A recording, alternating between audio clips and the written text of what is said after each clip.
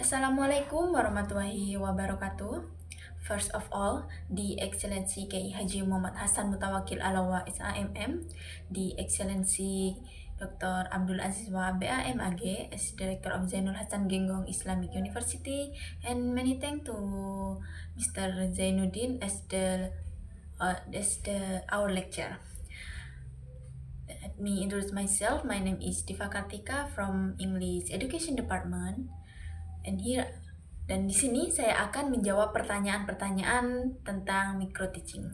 Yang pertama yaitu bab 1 pendahuluan. Jelaskan latar belakang penerapan micro teaching di Unzah Genggong. Micro teaching diterapkan karena Unzah sebagai universitas berbasis keislaman ingin mencetak pendidik yang profesional dan berkompeten. Micro teaching menjadi tahap awal untuk memberikan pengalaman mengajar terstruktur sebelum mahasiswa mengikuti PPLK. Yang kedua yaitu apa pengertian micro teaching menurut Permenristek Dikti nomor 55 tahun 2017. Micro teaching adalah pembelajaran keterampilan dasar mengajar yang dilakukan dalam latar, peserta didik, kompetensi, materi dan sesi yang terbatas dengan jumlah peserta 5-10 orang dengan durasi 10-20 menit. Yang ketiga yaitu sebutkan 3 tujuan utama micro teaching bagi calon pendidik, yaitu melatih mahasiswa merancang perangkat ajar sesuai standar guru, memberikan pengalaman mengajar nyata dalam simulasi, mengembangkan keterampilan dasar seperti membuka dan menutup pelajaran, menggunakan media dan evaluasi. Yang keempat yaitu bagaimana relevansi micro teaching dalam mempersiapkan mahasiswa menghadapi PPLK. Micro teaching menjadi tahap persiapan signifikan agar mahasiswa siap menghadapi praktik nyata dalam PPLK dengan membekali mereka berbagai keterampilan dasar mengajar. Yang kelima yaitu mengapa micro teaching disebut sebagai real teaching meskipun dilakukan dalam skala terbatas. Karena meskipun bukan kelas sesungguhnya, micro teaching dirancang menyerupai pengajaran nyata secara terstruktur dan bertujuan mengembangkan keterampilan mengajar secara profesional. Bab 2, pertanyaan yang pertama yaitu sebutkan 3 peraturan atau kebijakan yang mendasari implementasi kurikulum Merdeka. Yang pertama, Permendikbud Ristek nomor 16 tahun 2022, Keputusan Mendikbud Ristek nomor 55 M 2022, KMA nomor 347 tahun 2022 untuk madrasah. Yang kedua yaitu apa perbedaan antara capaian pembelajaran CP dan tujuan pembelajaran TP. CP adalah target kompetensi akhir per fase, sedangkan TP adalah tahapan-tahapan konkret untuk mencapai CP. Yang ketiga, jelaskan langkah-langkah penyusunan alur tujuan pembelajaran atau ATP. Yang pertama, menentukan CP, mengidentifikasi elemen esensial, merumuskan TP, menyusun urutan TP, menyesuaikan dengan karakteristik siswa, mengintegrasikan profil pelajar Pancasila, menyusun format ATP, dan review dan validasi. Yang keempat yaitu mengapa CP dalam kurikulum Merdeka disusun berdasarkan fase bukan jenjang kelas. Itu karena fase mencerminkan perkembangan siswa secara lebih fleksibel dan kontekstual, bukan semata-mata jenjang kelas. Yang kelima, berikan contoh komponen administrasi pembelajaran yang wajib disiapkan guru dalam kurikulum Merdeka, yaitu kalender pendidikan, Prota Promes. Yang selanjutnya yaitu ATP dan modul ajar, juga jadwal tatap muka, daftar nilai absensi siswa, buku pegangan guru. Bab 3, yang pertama itu jawab pertanyaan yang pertama.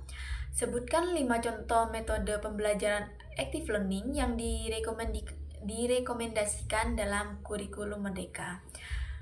Yang pertama yaitu project based learning, yang kedua problem based learning, ketiga pembelajaran interaktif, Keempat, pembelajaran kolaboratif. Kelima, pembelajaran diferensiasi. Pertanyaan kedua, jelaskan perbedaan antara project based learning dan problem based learning.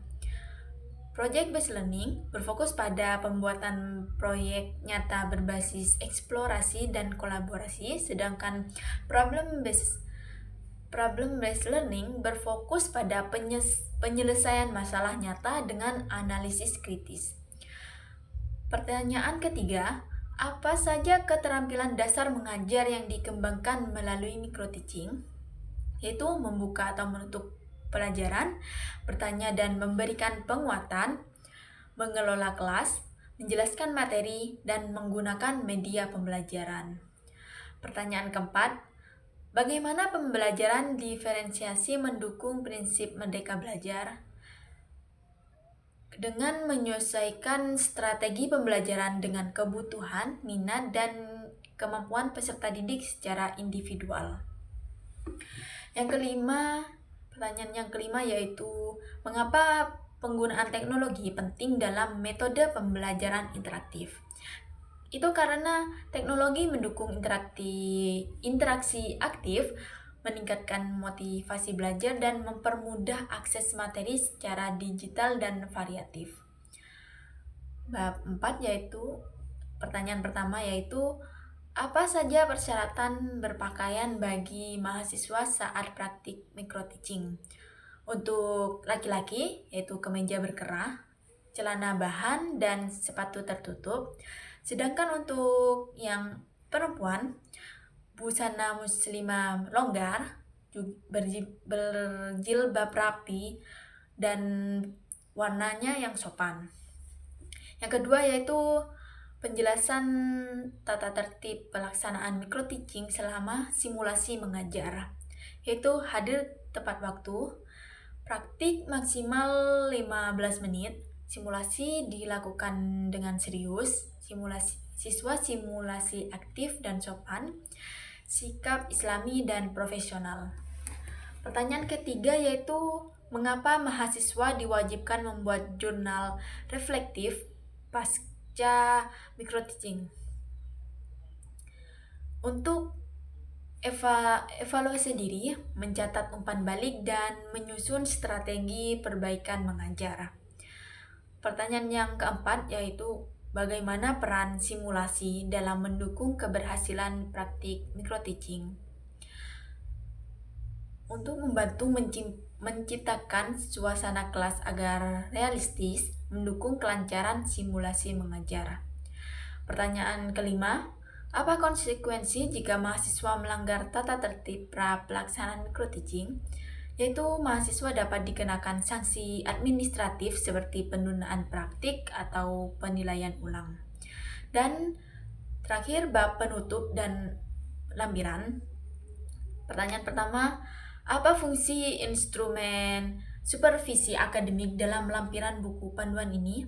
Yaitu untuk memberikan evaluasi yang objektif dan terstruktur terhadap praktik microteaching mahasiswa.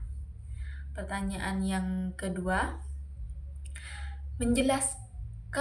jelaskan komponen yang dinilai dalam instrumen telaah modul ajar, yaitu identitas, CPTP, kegiatan pembelajaran, media, asesmen refleksi, kesesuaian dengan prinsip merdeka belajar.